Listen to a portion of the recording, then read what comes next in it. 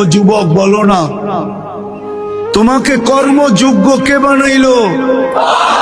কর্মযোগ্য কে রাখলো? যদি অসুস্থতা দিয়ে বিছনায় ফালায় রাখতো কি করতে? কি করার ছিল? অভিযোগ, থানায় কেস, কোর্টে যায় আপিল, র্যাবের কাছে নালিশ, কি করার ক্ষমতা ছিল?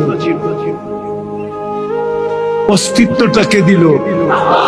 কর্মযোগ্য কে বানাইলো? কর্মযোগ্য কে রাখতেছে? কতটুকু নুন খাই, গুণ কতটুকু গাই? গুণ তো গাই না আল্লাহ। চলেন দেখি জান্নাতের একটু ধারণা দিয়া কার মনে এই আগ্রহ জাগে যে আমি চাই আল্লাহ আমাকে জান্নাতের বিনিময়ে কিনো। এই আগ্রহটা কার মনে পয়দা হয়? একটু জান্নাতের ধারণা দিয়া দেখি। আল্লাহ কিন্তু জান্নাত দিয়ে কিনতে চাইতেছেন। কিনবে কে? ক্রেতার